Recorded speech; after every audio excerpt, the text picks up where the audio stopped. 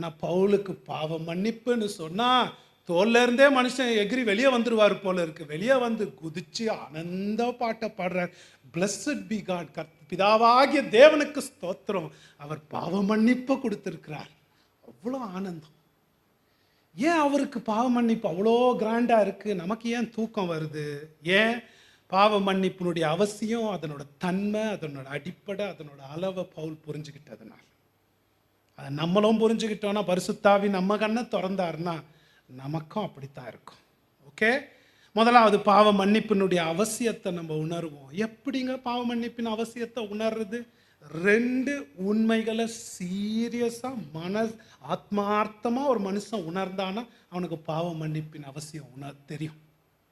ஒன்று, கடவுள் யாரு, என் பாவம் கடவுளுக்கு என்ன பண்ணுது. 2வது, மனுஷன் யாரு, என் பாவம் எனக்கு என்ன